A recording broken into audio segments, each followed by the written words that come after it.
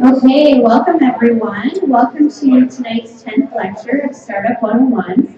So Startup 101 is presented by NORCAT in partnership with the Regional Business Center. So this evening we have Elizabeth with us from the Regional Business Center. She's just here at the front. So if you do have any questions regarding the Regional Business Center, please feel free to ask her. So I'd like to introduce tonight's speaker, Dario Zulich. So Dario has been the CEO of Test Contracting Company Limited for the past 16 years. In August of 2016, Zulich acquired 100% ownership of the Sudbury Wolves. As a community leader and business owner, Dario will be delivering tonight's Looked At lecture, telling his been there, done that stories. Thank you. Hello, everyone, and thanks for having me. This is my very first lecture, and so I've been doing a presentation at City Hall for a number of months now. But the lecture here today is supposed to talk about my life as an entrepreneur leading up to where I am today, and I'll talk about how I'm going to move forward today going forward. So I put together this PowerPoint just literally finished about an hour ago, and I haven't even done a dry run of it. So if it doesn't 100% work, you'll have to forgive me for it. But I'm going to wing it. I'm going to speak right from the heart, right? So it works.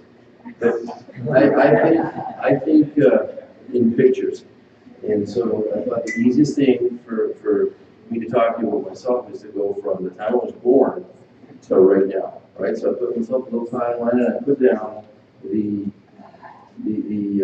milestones that I remember in my life that I think shaped how I think. So the first, of course, is my birthday. I was born in April 1963. I went on the internet, picked up a few slides of Aries symbols, right? I'm an Aries and the Aries characteristics, right? And I found this one right here, depicting myself image, right?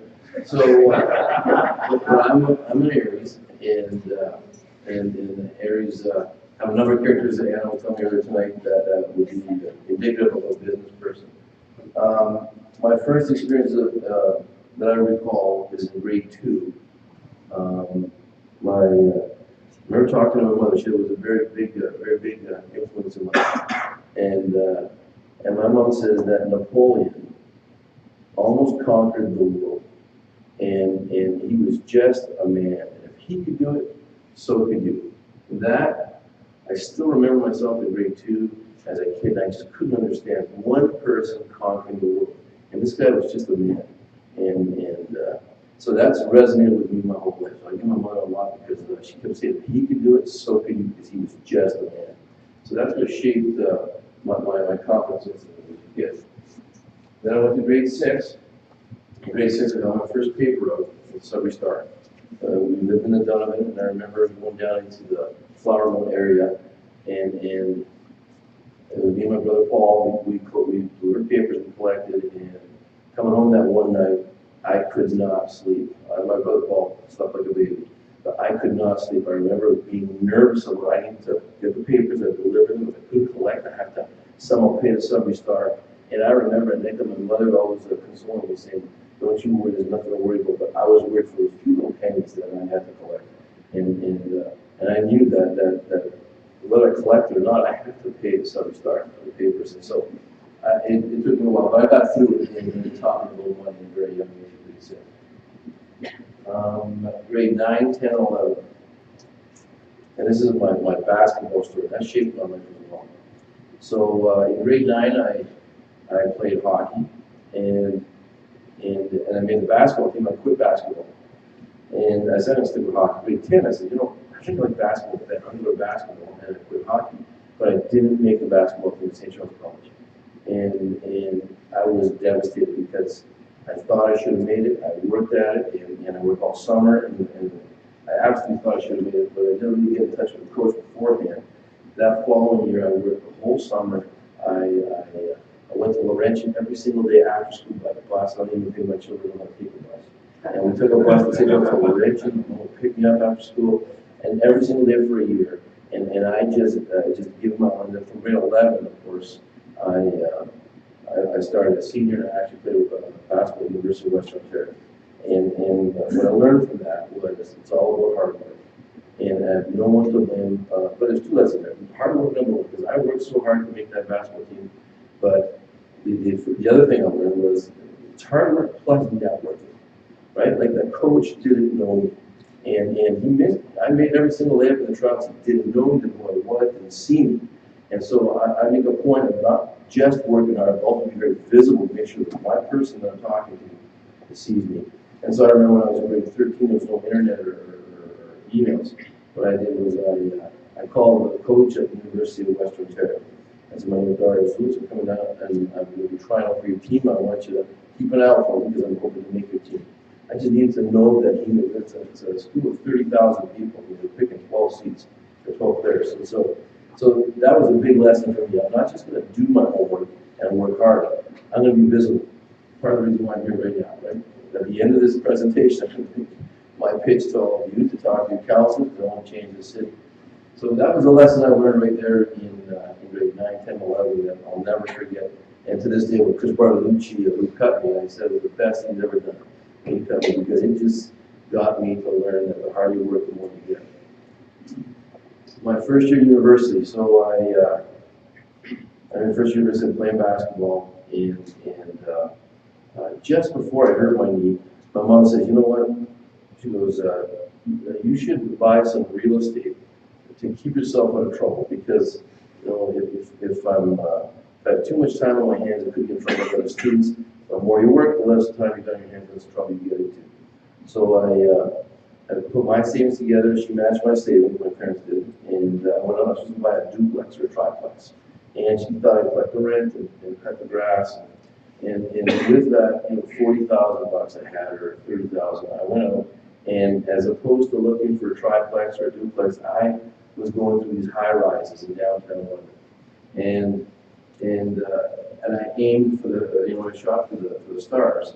And of course, I remember saying to the realtor, geez, I went through a stretch and to leverage that much money with $30,000, $40,000. But by aiming that high, I ended up and I bought 29 townhouses. Severely leveraged, you can imagine. We didn't have that much money for $700,000 29 townhouse complex. This area here is cut on Google. There's a block. There's 4 blocks of 29 townhouses, right? And I haven't seen those pictures in 25 years. I just cut them for an hour on the internet. But and didn't realize the amount that leverage. Had I had one vacancy, I probably would have lost it. Right? But I didn't have a vacancy, and I changed the shingles, I painted the apartments, and I collected the rent. I remember the very first day collecting the rent. I was 19 years old, and I wanted it. I wanted this this at all costs. This was going to set me on my life at my first university, and I just kept pushing and pushing. And then when I closed the deal with Gerard McCann, my lawyer, he told me he turned around at 5 o'clock at the land title's office. He said, congratulations, you go to the title upside down. It wasn't my parents, it wasn't Zulich, it was Dario, and it took my breath away.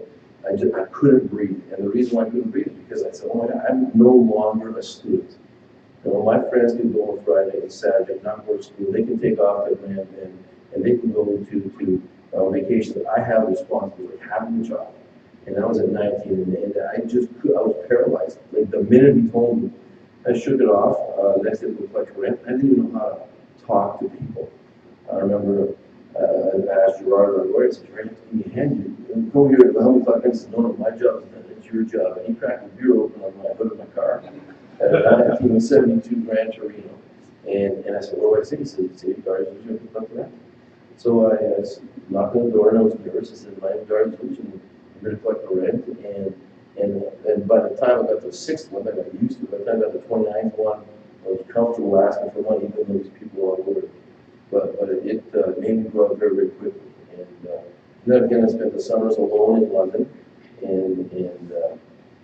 so I cut the grass, and my dad hated coming down with me because it's the fourth city, and so we're not used to trees and leaves, and it was a lot of work to take care of trees and leaves in London.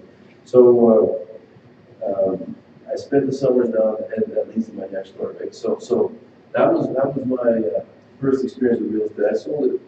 I sold it 5 years to the day after I bought it. It was such a small down payment, and I can tell you, I wish I still had it, but for the time, I made an unbelievable amount of money.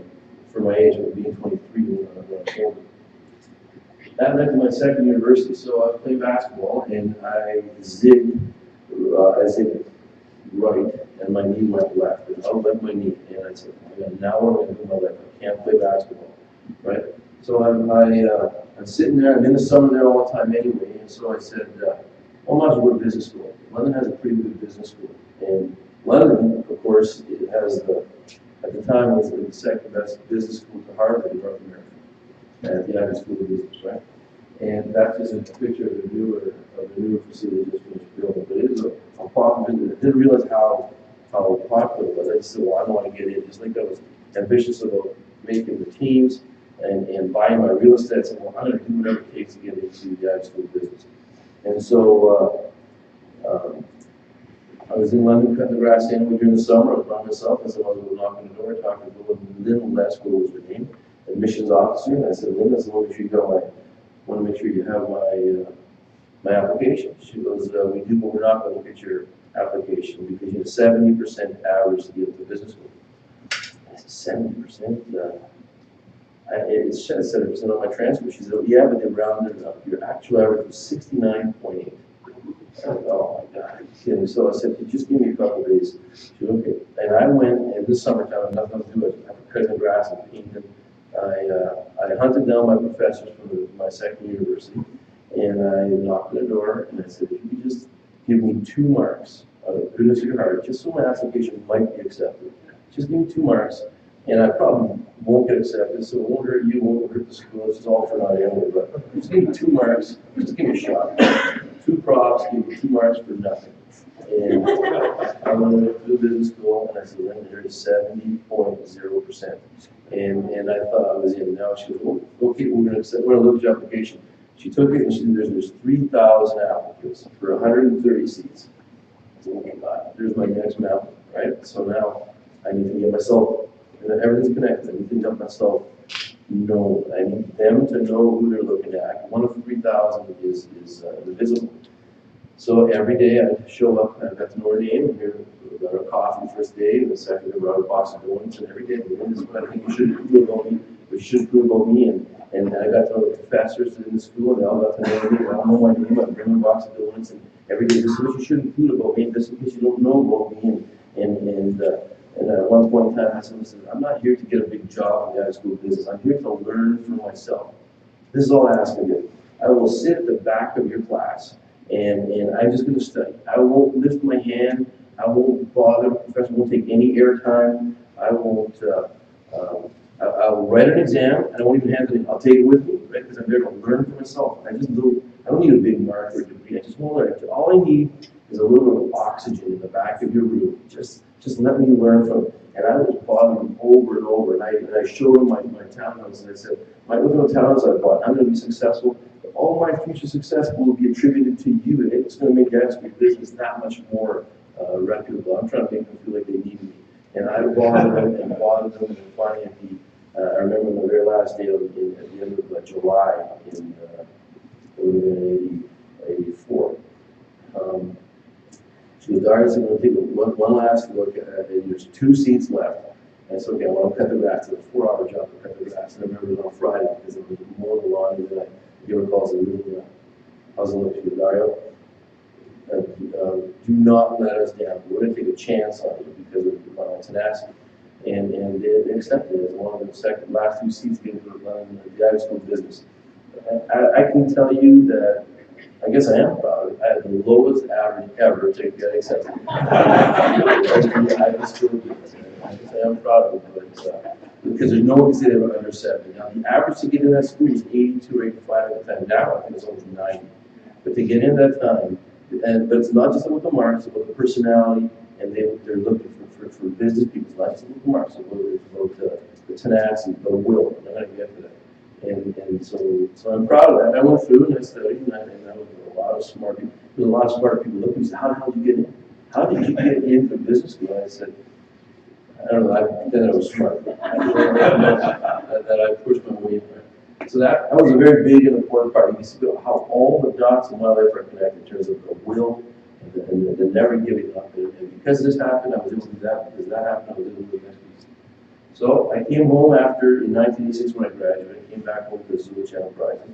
I'm the oldest of four brothers, three younger brothers. And there's the Zulich logo, which we have. And I remember I came home in June of '86. August 1, '86, we bought the building where Rife Restaurant. That was our first commercial building. I remember asking our lawyer, I said, what's 13 apartments out of commercials? And we're commercial in rent controls. And maybe I was too young to be afraid. Much like I was around my whole life. I was always too young to be afraid. And so I just pushed forward. So we bought a commercial property where other people were shying away. We picked up, again, highly leveraged, right? And we picked up that Times Square Mall. One of the best real estate investors in our family. We did our first foray into commercial real estate. And then from there, we were able to, in a few short years, and I painted and I did all this, my first experience in construction. We got into commercial property around the city. So we went from apartments at the time, maybe a couple hundred apartments. We got into commercial, and from commercial we went into, we bought a lot of multi-residential apartments around the city. And then we got into home building, right? And that's some property there where my brother John is now building on by Hazelton. And into non-union construction. And that's how Zulich became one of the bigger landlords. And we all worked together in the family at Zulich, me and my three younger brothers. But always pushing the envelope. Didn't know nothing about commercial, from commercial into construction went down to home building and subdivisions. And we're always trying to push the envelope and not being afraid of taking that chance. Then in 2000, nickel was at $1.85 a pound. They're talking about shutting down Subway and going to Voices Bay. And I said, well, we just can't pick up a real estate Subway and move it. And I looked at my brother and said, we have to reduce our overhead. First time I ever experienced a vacancy in apartments.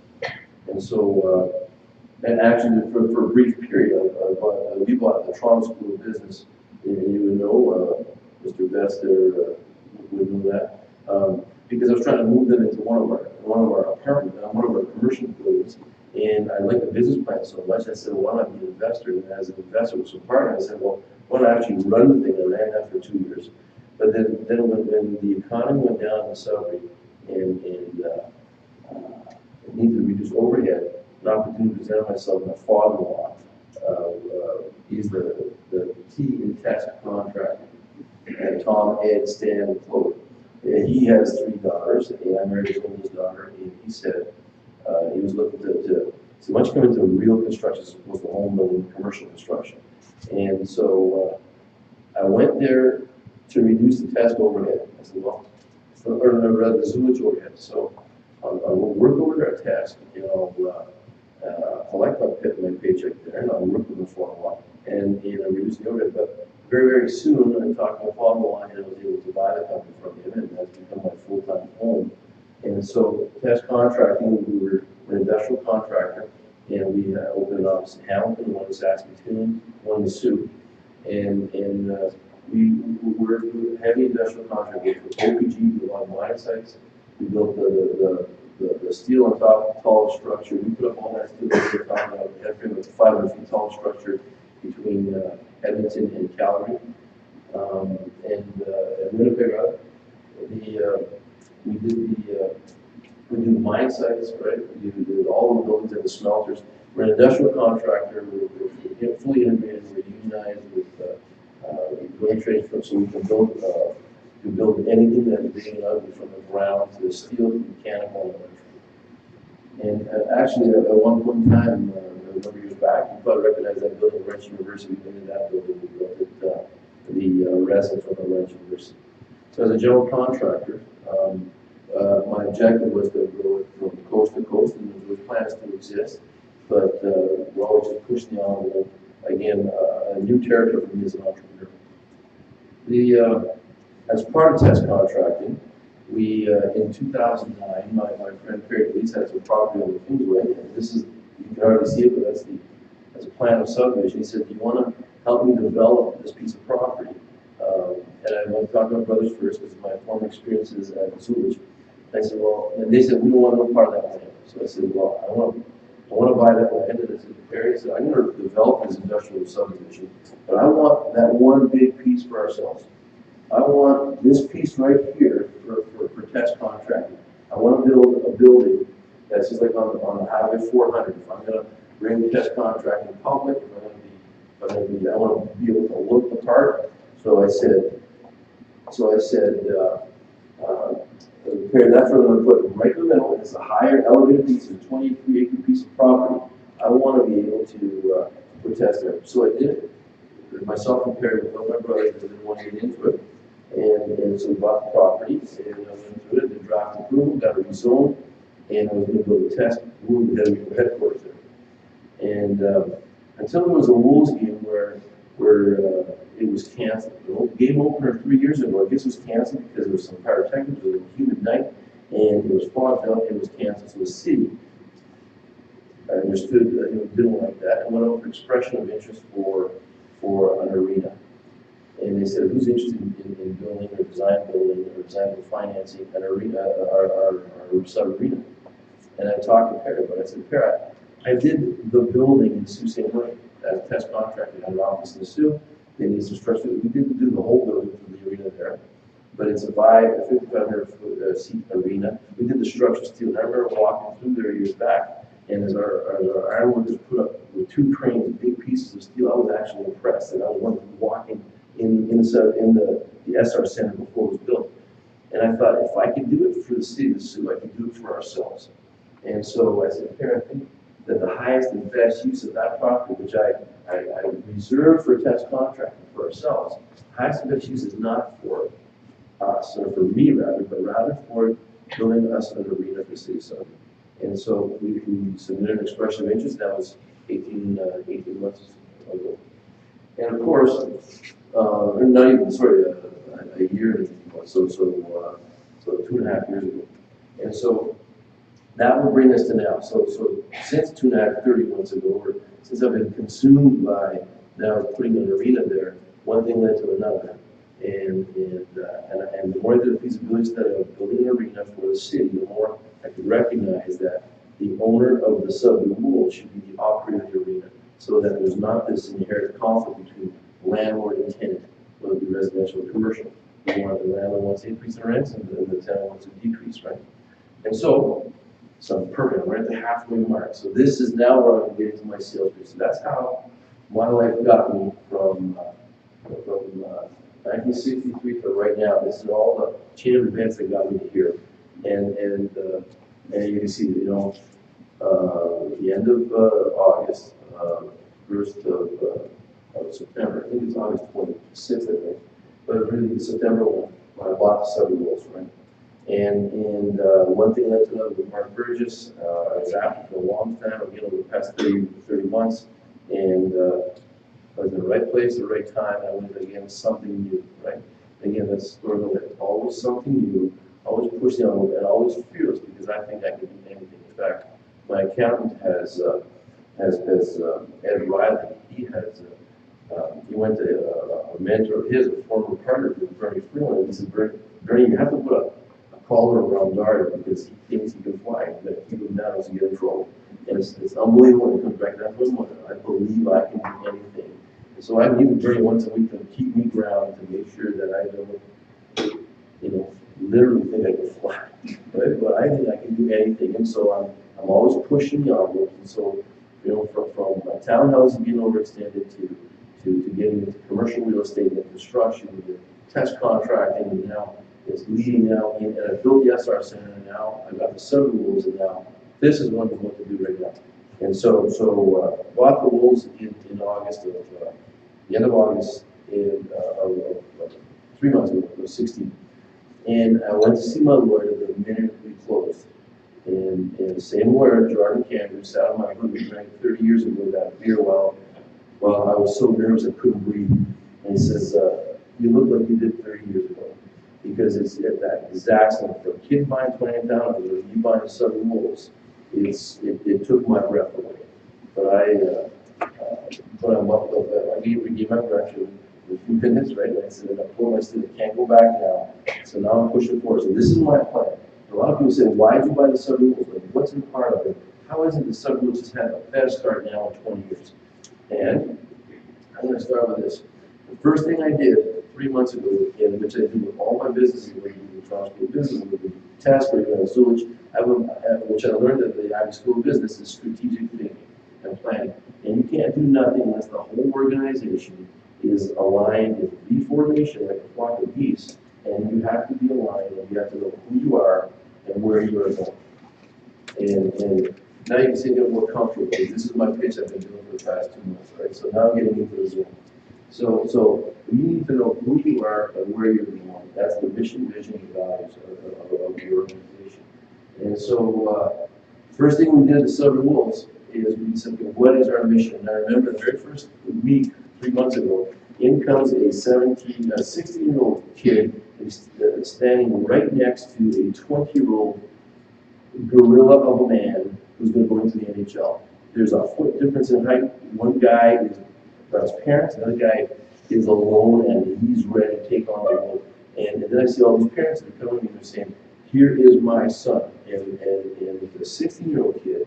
And there's a big responsibility with that because I can imagine giving my son to billet parents and to a hockey coach who's interested in me.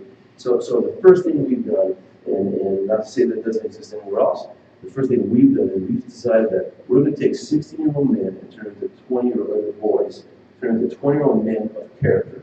Character is so important. 9 out of 10 guys probably won't make the NHL. So it's important that we're going to turn into gentlemen, these 16-year-old boys, right? Our values, we govern ourselves, from myself, the executive management coaches to the players. We govern ourselves the same values that I govern myself and my family govern themselves. Integrity, discipline, and intelligence. You have to be honest, number one. You can't do anything without complete honesty and transparency. And that's a cardinal rule. You can be honest, and you might not be the most hardworking person in the world, and that's okay. If God made you that way, that's okay. And I still don't love you, but we're not going to have you on our ship. Right? We want honest people that are hardworking, and some people are made like that. There's a lot of honest, hardworking people out there that may not be that swift. And if God made you that way, we'll love you. There's no judging, but not on our ship, and that's okay. We're just going to select those people that are honest, hardworking, and smart. And smart doesn't mean you don't make mistakes. You make mistakes, but learn from them. But also be innovative, be daring, be living outside the box. And with these kind of people on our team. So that's the organization at the Wolves. And then, of course, the vision. What are we going to do within 5 years? We're going to be in the World Cup contenders. And I think we are right now, frankly. But we're going to be London Knights of the North. There's always winning the World Cup. We're going to have the most NHL draft picks in the OHL. And by default, if that's the metric we're going to measure by, we'll always be contending in the World Cup. And we are going to have 7,500 people per game on average. That means we need a new arena to do it. But London does 9,000 people per game on average. If they can do it, we can do it here because, Napoleon was just a man. If they can do it, so can we. And they're not hockey country. This is hockey country. That's our objectives, and somehow, unbelievably, our team is starting to spring up. I haven't changed the coach, and I haven't changed any of the players. Just added a little bit of water, and I moved into the arena and give them a little bit of hope.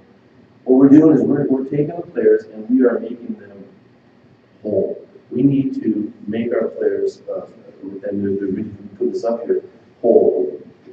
A lot of people only concentrate on the body with conditioning coaching, and strength coaches, skills coaches, strength coaching. But we're also now going to, on the other side, we have an education coach, right? We're going to teach them public speaking, time management, money management, how to trust. We're going to give them confidence, right? And then, of course, that's not 100% of the circle. we're also going to make sure that they're going to have some character and some of the values that we govern ourselves by. And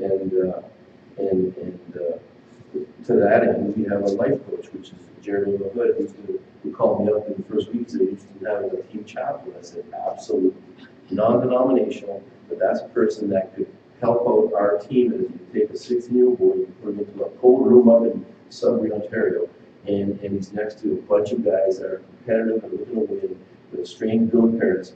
I need him to be to have a venue to get some counsel. And so Jeremy Hood is our team chaplain. Imagine now we have 24 kids on the team, we have 24 wheels on our train. Each of our wheels have to be round. If our wheels weren't round, imagine if our wheels were shaped like that. Your train can't move efficiently, it can't move, it can't possibly move. Our wheels need to be actually round, the one where our wheels need to be round. All I've done, like I said, I haven't changed a coach, I haven't changed a player. I haven't changed coach or a player. I've not done much. I happen to be in the arena. All I've done, and you've heard this before, water at 211 degrees is hot. One little degree, that extra little bit of effort, moving that water from 211 to 212 caused it to boil. 1 degree. That 1 degree could move a locomotive because the steam engine's power with boiling water. You can't move it with hot water. So all I'm seeing is that extra little bit of effort and will is what's going to cause our team to start winning, I believe.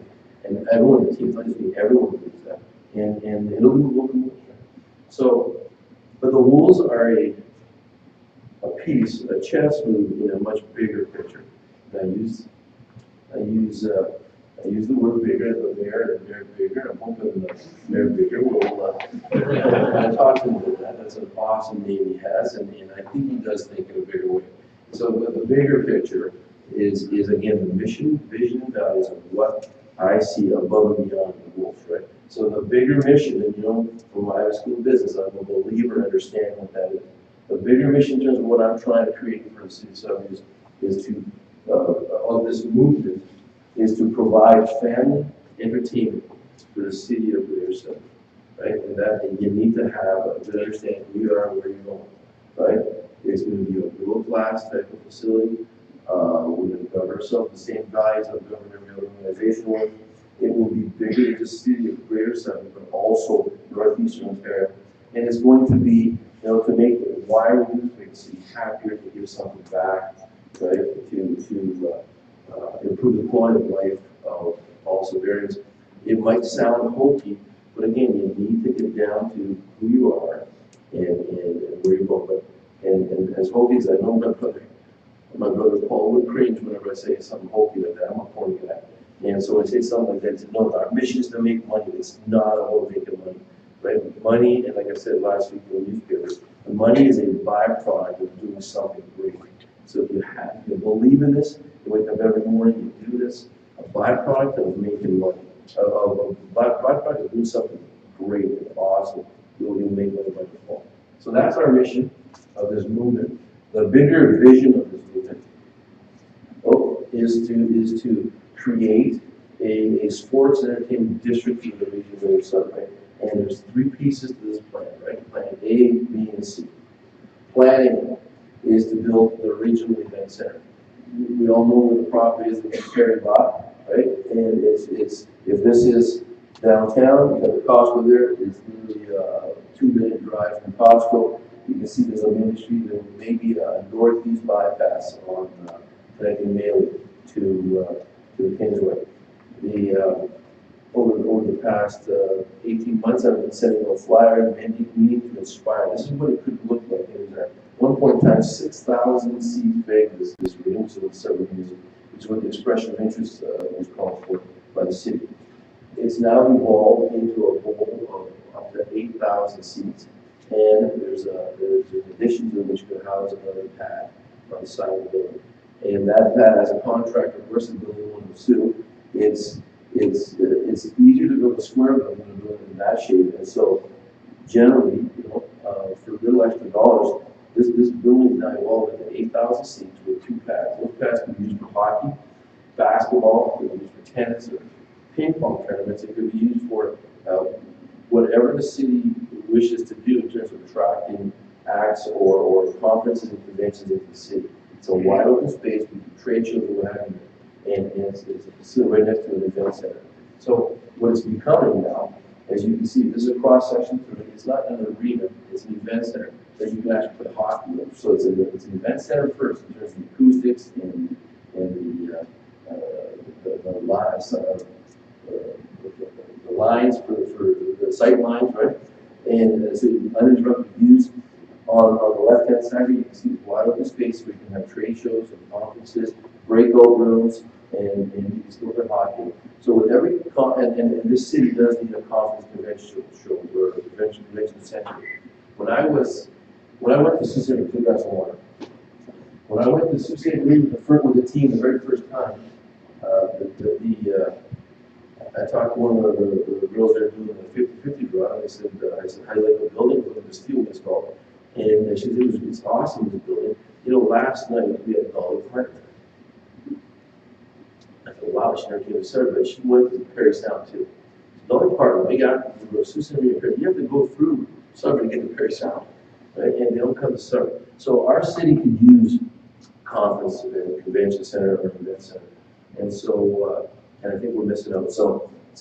And I'm calling this the Northeastern Ontario Event Conference Convention Center. And I think the city needs one. And with every conference convention center, of course, you're going to need hotel rooms.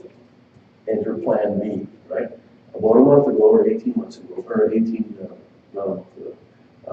8 weeks ago, the casinos have closed their tender with the OLG. And there was originally 5 that were in Charlotte, I believe, and it whittled down to a few of them. And all of the proponents who have closed have indicated they want to be on our site. If this is our site, they all want to be right next to the Kingsway.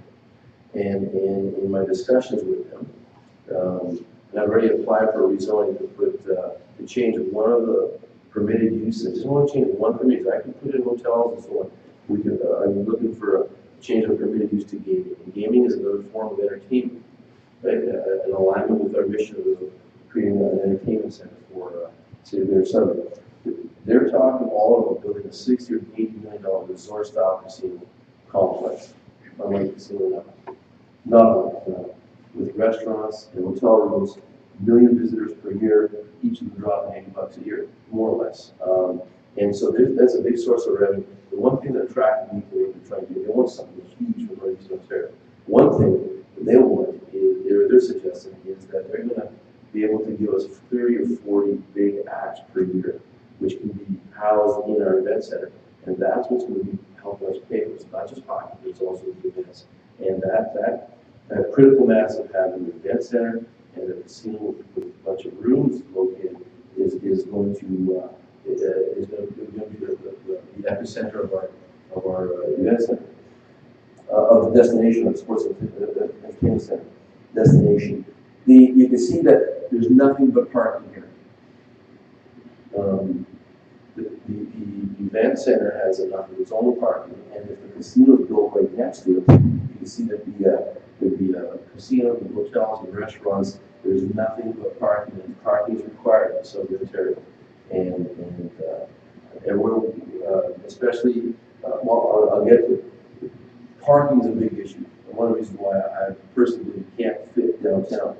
There's even, if you live outside the box, if you do that thing, you can imagine you can almost link the complex into the event center over top of the road. I'm still outside the box, but I'm dreaming a little bit, but we all have to dream and think big. I just did that this evening at the park, right? I've been speaking tomorrow at the Hyatt Hotel that they're into town, and I'm looking at making sure there's not one 4-star hotel in Sudbury. They're all 3 stars. Hyatt is 4-star, and they've done their studies and indicated that 4-star hotels up to 250 rooms can actually be supported in Sudbury, especially in a convention center, an event center, and next to a casino. And again, it's going to be higher end, and Sudbury doesn't have the 4-star hotels. The you see this is what it would look like from the north, look, and south. You can see that would be the entrance, that would be the festival square. You can imagine if it was a big event like a Celine Dion or Bill Diamond or a big Memorial Cup hockey, you know, the amount of energy you feel at the front, and you can see in the background, you can see the hotels it's meant to inspire. I think we can do it on cast of stone, but it's at our doorstep. Plan C, because I'm stepping up here. Plan C is to do a motorsport park. The city has indicated that just to the north, has indicated that the motorsport park should be put on the east end of the city. And we think, we put together 160 acres just to the north of our property in partnership with ourselves, some neighbors, and some natural resources. And we can build a motorsport park which is bolts right onto our facility and we're completing our destination. Sports entertainment destination, it's going to change the subject. So then I'm going to say where, I got 5 minutes to wrap up, guys, I want to show you what we do, but we have to ask ourselves, where can we fit this destination, right? There's a picture of our downtown, and there's a picture of the suburb. We all know it. If we superimpose our complex on top of downtown, you have to expropriate the whole of downtown. That's not realistic whatsoever. Of course, downtown is just building a building. But I'm trying to speak to the scale of what we're trying to build. If you zoom on a little further, there's the 2 locations. It's only 5 minutes away. 5-minute drive from downtown where our site. It's immaterial as far as I'm concerned. If you actually put on a motorsport park, you'd have to expropriate land right into the flower dome. Again, it doesn't make any sense to compare the two. If you zoom out even further, the 5-minute drive becomes less and less relevant. Right? You can see there's the Northeast Bypass, there's the Main Street. That 5-minute drive means nothing to those people that are coming from, whether you want to take or Garrison, Falconbridge, or from the Valley, or Steed, or Chelmsford, or Lively. That 5-minute drive going from the downtown to our property means nothing but land and parking there. Our subway system is our roads. It's not. We're never going to have a subway system. That is our subway system, and we have to drive and park. 5 minutes means nothing. If you zoom out even further, it becomes totally immaterial. You can't see the difference between downtown and for the east end. Even if you zoom that in, you cannot see the difference between the east end and downtown. And that's because at that level, at that height, we are the hub of the north. So Red Terre is always known as the hub of the north. If you remember that wheel I said about the wolves, the wheel is not complete, but I can tell you that we are the hub of medical in Northeastern Ontario with the Northeastern Ontario Cancer Treatment Center, the regional hospitals, and the New Kids Center. We're the hub of retail. 200,000 visits every year come from North Bay and the Sioux and Timmins to Sudbury for Costco. That's why they go to the hotel across from Costco, because people from outside of the hub come in to shop here as a retail hub. We're the hub we're the hub of tourism. Right? Science going for big nickel. We're the hub of government. Ministry of Government Mines. The taxation debt center, which is announcing an increase of 650 jobs. Right? They said that yesterday. We are the hub of banking. I don't want to talk about bank manager. Anyone in the Timmins or the North Bay or the Sioux, they have to approve $1 over $1 million to check the head office in the Sudbury, the hub of banking. We're the hub of education. Boreal and Cameron and Lawrence, they may have satellite campuses to the north, but the head office, the #1 hub of education in North Ontario is in Sudbury. Right? But we're deficient. We're missing 2 spokes. And that's what, just like the hockey players, we need to be whole. We're going to compete. This is going to compete, nationally or even internationally, right? One of the areas is our plan A, B, and C, which is to build a sports and entertainment destination for the region, for Northeastern Ontario. The other area is in arts and culture, right? And speaking with David Robinson, he had given me the slide saying there's a big ecosystem for creative arts in Northeastern Ontario. And everything from the art gallery to the universities and the classic universities and the colleges and the Southern Theatre Centers and the Cinefests of the world, the studios, the festivals that we have, the plastics, are big arts and culture community in North Ontario. David Robinson, Dr. David Robinson, would suggest that we can actually put the School of Creative Performing Arts downtown, just like the School of Architecture, and you can put all the programs. It's a suggestion. Mr. Best is here. It's a suggestion. You can put all of the arts and creative arts programs in one location downtown, just like the School of Architecture. And so, Plan D would be to repurpose the Sudbury Arena and turn it into the center of the universe for arts and culture for Northeastern Ontario. And I had an architect take a look at it. If you took off the roof, so you can't take off the roof, but I made it translucent. If you take up the stands on the inside, this big spanning building, this three-story building going downtown, it already looks like a civic piece of architecture, which is 70 years old, historical building. And there's more than enough space in that building that can accommodate, in the center of the Elgin Street Greenway, it could accommodate the School of Performing Arts, the library, art gallery, the symphony, the museums. It could accommodate a year-round farmers market, not just in containers, festivals year-round, and the older adult center could be linked into this project. It would be it's not only in the center of the Elgin Street Greenway, it's in the center of our city, and it's in the center of Northeastern Ontario. And it could, and there's a use for it, it's available. I'm not looking to ignore downtown, I'm looking to help downtown as well with a point of view. So, now there's a water tower. Everyone says, what's the water tower? Right? The water tower. Lots of water tower. We're going to put lights on it on the CN tower. It's going to be LED lights. And just like it's going to change colors. It's going to move almost like the northern lights. Right? But when the Wolves score, it's going to shine. It's going to be the world's biggest goal. I want Don Cherry talking. I want the flash for 10 seconds. And it's going to flash. In fact, Budweiser has already indicated when I talked to them about sponsoring it. They would hate to see that. They invented the Budweiser Gold. They hate to see Red Bull in the sponsorship for that. Coca-Cola. But, so they're talking about, they're interested in sponsoring, but they're also interested in sponsoring the Budweiser Gardens and the Budweiser Motorsport Park, which now starts giving our whole city an international kind of flair or cachet name, which again is the world class what we're trying to achieve. And that's going to become a reality. I mean, that's going to be a living because it will get every postcard, every painting that we go across the country. So all these things, just like a whirlwind, all in the cosmos, all these things are all in one, but somehow magically the stars are aligned. On the internet, I couldn't find a picture of stars aligned, but I found a picture of planets aligned. So we start changing my speed. The planets have all aligned. Last time Aliens Comic came around was 1986. And most of us will never see it come around again. Right? Next time it's going to come around is in 2061. And although I might be right, I'll be 98 years old. But the point though is opportunities like this are once in a lifetime. The opportunities of 4 strategic priorities that the city's put together are real. I'm not making them up. They've identified them almost a year ago. The Art Gallery, Library, Senior Center, Platform, and Event Center. I'm not making it up. That's real. That's out there. But we also have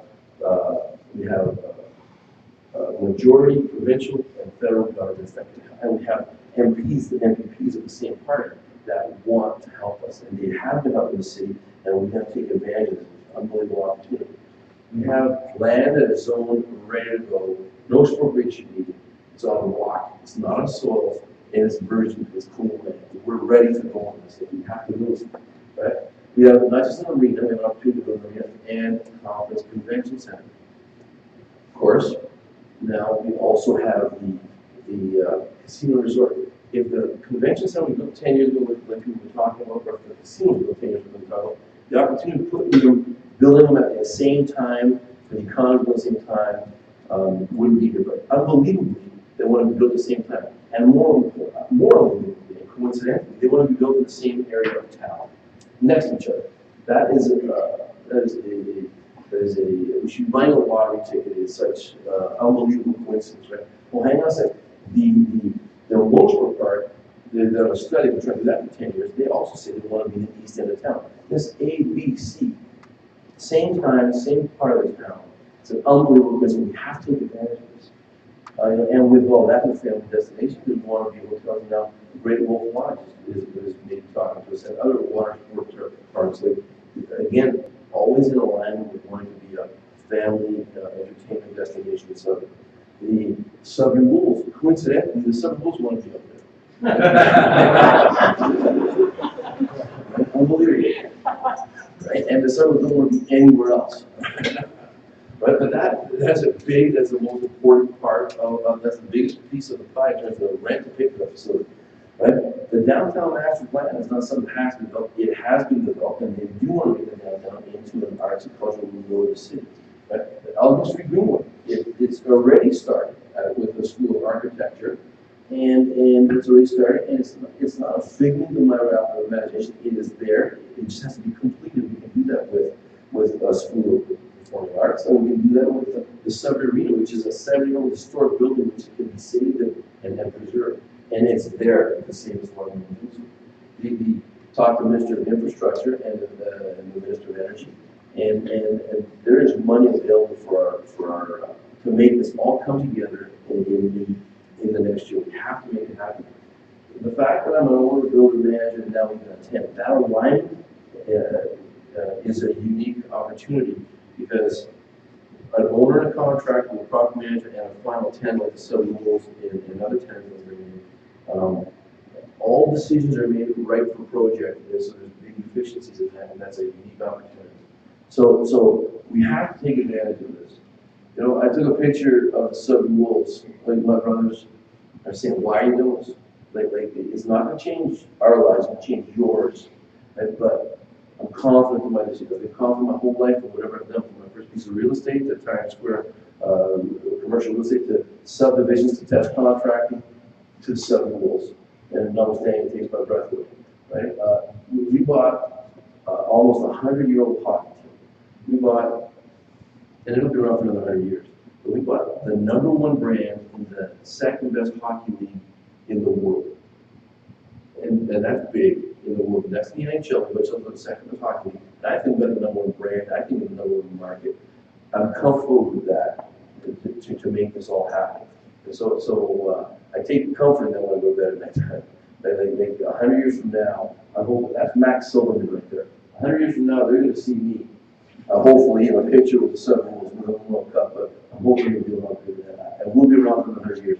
So the last thing is, this is my favorite saying I have on my wall, right? The difference between a successful person and others is not a lack of strength or a lack of knowledge, it's a lack of will. A whole life of having will. You can change the successful person with, the successful team, or a successful city, or a successful group. It's about the lack of will that you need in anything you're doing. So that being said, right, this is my last thing. You can click. I want you to see if you can see. Even this is a coincidence. Me finding this video clip a month ago. That too is another one of those stars in the line. Right? Wait till she plays. See if you can see the similarities in this video. Right? You can see the metaphorical similarities of what I'm trying to create.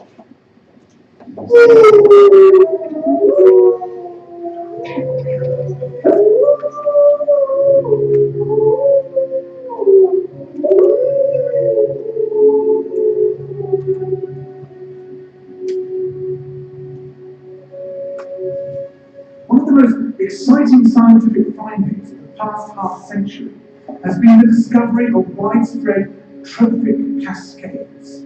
A trophic cascade is an ecological process which starts at the top of the food chain and tumbles all the way down to the bottom. And the classic example is what happened in the Yellowstone National Park in the United States when wolves were reintroduced in 1995. Now, we all know that wolves kill various species of animals, but perhaps we're slightly less aware that they give life to many others. Before the wolves turned up, they'd been absent for 70 years, that the numbers of deer, because there was nothing to hunt them, had built up and built up in the Yellowstone Park, and despite efforts by humans to control them, they'd managed to reduce much of the vegetation there to almost nothing. They just raised it away. But as soon as the wolves arrived, even though they were few in number, they started to have the most remarkable effects. First, of course, they killed some of the deer, but that wasn't the major thing. Much more significantly, they radically changed the behavior of the deer. The deer started avoiding certain parts of the park, the places where they'd be trapped most easily, particularly the valleys and the gorges. And immediately, those places started to regenerate. In some areas, the height of the trees quintupled in just 6 years. Bare valley sides quickly became forests of aspen and willow and cottonwood. And as soon as that happened, the birds started. The number of songbirds and migratory birds started to increase greatly. The number of beavers started to increase because beavers like to eat the trees.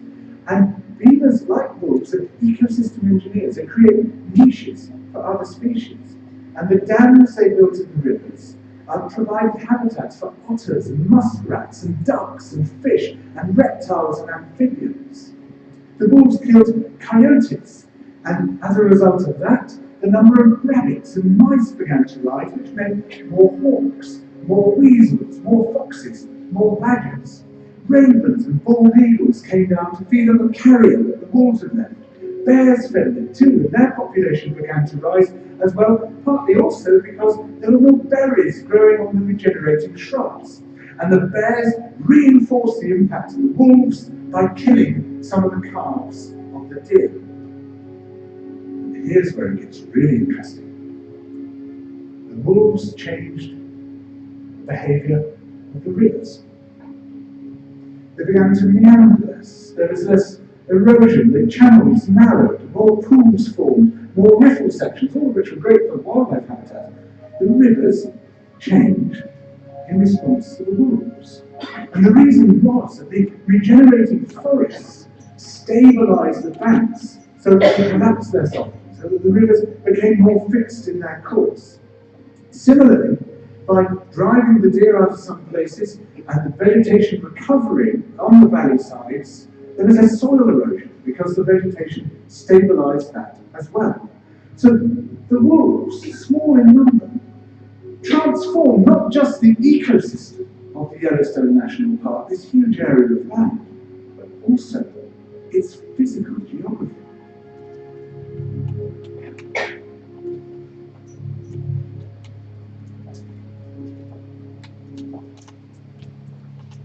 Unbelievable. Unbelievable how I found even that, right? That the metaphorical similarity, the metaphor is unbelievable. That the wolves are not going to change our ecosystem, but the summer was going to change our economy and the physical geography of something. And to find even that video is an unbelievable coincidence. And so I end with that story. I believe that, and as nervous as it was when I bought my first piece of real estate, as it was when I collected real estate or papers, when I found papers in Donovan, or when I got the test contract. Here I am, nervous again, but confident that we're going to be able to do something unbelievable here. And it's all on the line as usual, and we'll succeed. So that's my story.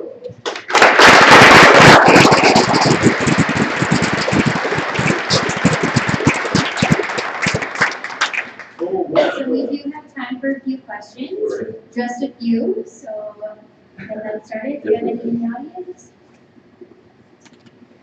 Must be wait.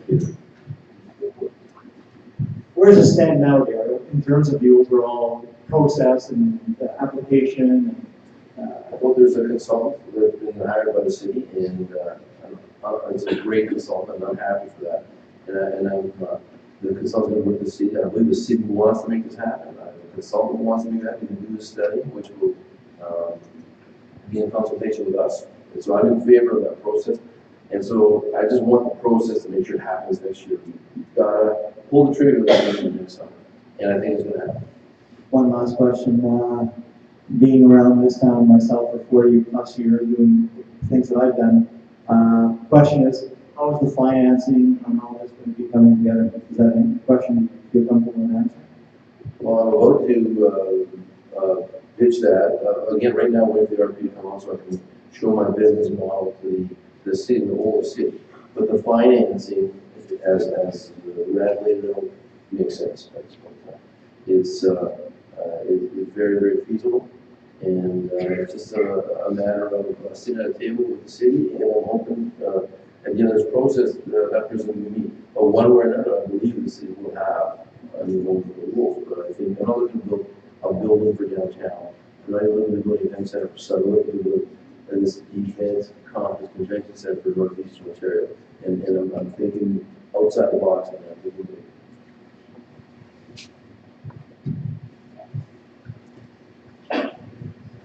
Dario, you mentioned you purchased your first property that was over 19, right? Yep. And it was a $700,000 purchase. Yep. Do you notice nowadays how the laws change a lot as far as purchasing a house, the mortgage going on? It's a lot more difficult to purchase an equivalent property nowadays compared to then? I might have been in the right place, right time, right, for sure. Work is about being lucky, but sometimes making your own luck. I was looking, like I said, for a lot of bigger properties. Right now, conventional mortgages, you can't find to buy a property like that. But even back then, you couldn't find 95% mortgage, right? So it was a conventional mortgage coupled with a vendor take-back. It was the right time, and I was able to convince them that their vendor take-back would be safe. Thank you. Any other questions? Of course, it always has to be one of from me. Dario, what an incredible investment of time and energy you put into this before everything else takes place. I mean, you're traveling across the country, seeing the best and bringing it back to Sudbury, and I applaud you for that. How is it really going to change Sudbury, and what is it going to do? We are really positioned in the center of Canada. Do you see this having a bigger effect than you even think of right now? Well, I'm thinking bigger than you. I think that making our city whole in terms of sports, becoming the best sport for Northeastern Ontario for sports entertainment and even arts and culture. But by completing this, just like the hockey player, then I believe that we'll have a more competitive city, nationally, maybe even internationally. And that we see conferences coming to town, so tourism dollars are going to start coming in conventions. They're always looking for places that really just can't come to Sudbury right now. With these big events, you're going to have students that are going to be more willing to come to Sudbury as opposed to down south, and maybe they're going to stay longer, maybe live in Sudbury. You're going to have professors that are easier to attract, and professionals like doctors coming to town, and their wives and their families will want to come to Sudbury. So all of that together will, again, not the ecosystem, but can improve our economy, I believe. And that's why I believe it incumbent upon the city to build this facility. Not to say Dario wants to just go build it. There's not a return on investment if I build it privately. How do you measure the return for getting those extra people into town, professionals in town, or students in town? We're increasing our GDP. The GDP belongs to the city of Sudbury, right? And so it's a city of Sudbury investment, but I am willing to do what it takes to facilitate this.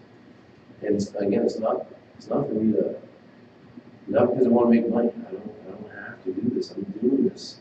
I'm driven by, I don't know, maybe my age. Right? I'm driven by making something that will last.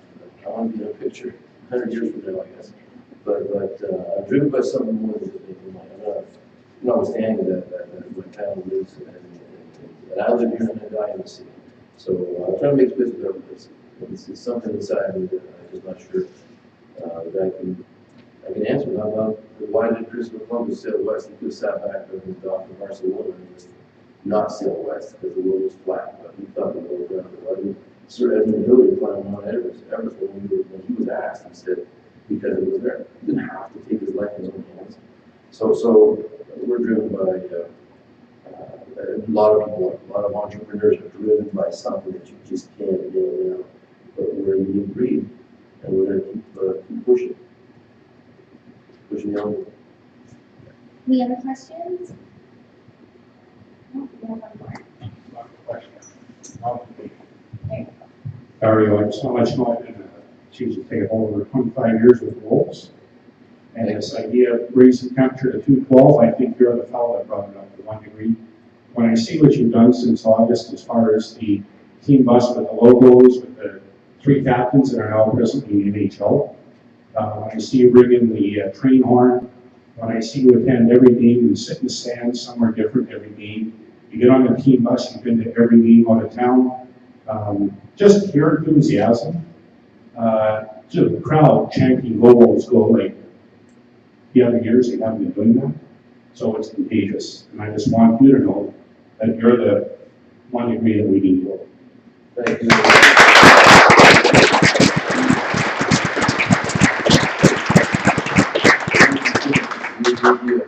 You're really getting too good there. Excellent. I really appreciate those kind words. And I know there's a lot of people that agree with this movement, but I'm also a realist. I know that out of 100 people, I can't probably convince 100 people that this is the right answer. There's always going to be one or two people that are going to say that you should do something different. But 98% of people want to do this. So the one or two people who do speak up and say we should do something different, it doesn't bother me. Because the reality is that I can't convince 100% of people to do this. There's always going to be something, but people like you to stand up and tell me that give me more confidence. So thank you so much. Also, I'm going to do what I can to bring back over the cup. You betcha. All right. Okay, well, thank you everyone for attending, and thank you to Dario for this wonderful talk. Thank you for having me. And, Thank you very much.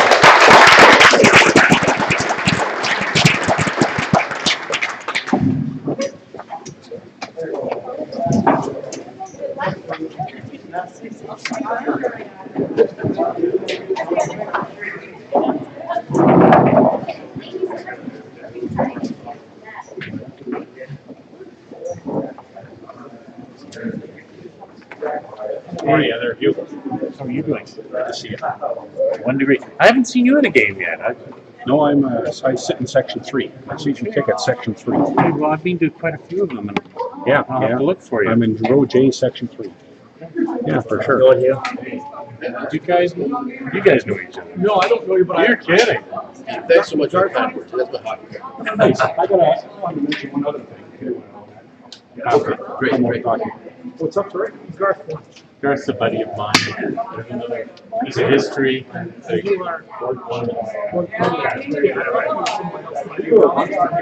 Yes. See? Yeah. Maybe. And I, of course, I know a couple of your brothers. Dan, Robin. Yeah, Robin is Oh, he lived across the street from me for a few years back. Oh, yeah. Robin,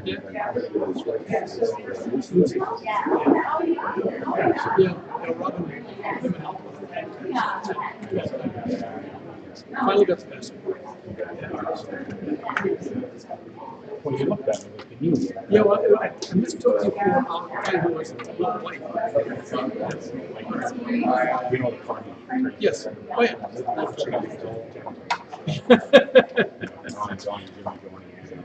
Yeah. You mistook it for Will White. Willie White's a little different. No, But you know, if you look yeah, at you're the right. The hair, hair. come on. It's true. I thought, yeah. You know Willie White. No, I don't. No, I'll have to introduce you. This fellow looked at me and waved at me. I waved back like, So Willie White just bought Elmay Manufacturing. oh, okay. I did an article on him. Yeah. Yeah. So he bought the. You bought the can. He did. Emily, I should introduce you to Hugh for a second. Go ahead. This is my niece. No, we know each other. And you know that she was wishing bills over the We did not have that discussion.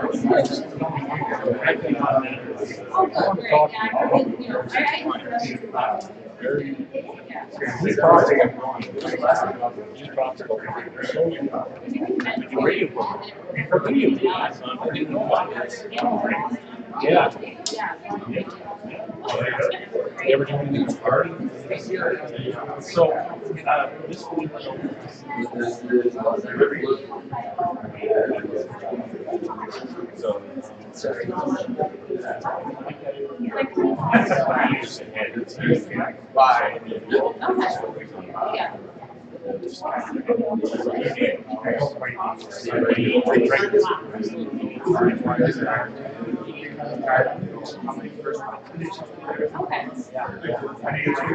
We all have those. Depends on the price range of the bottle. I always like to all the bottles. She's she already knows what a great bottle. She was a salesman. I got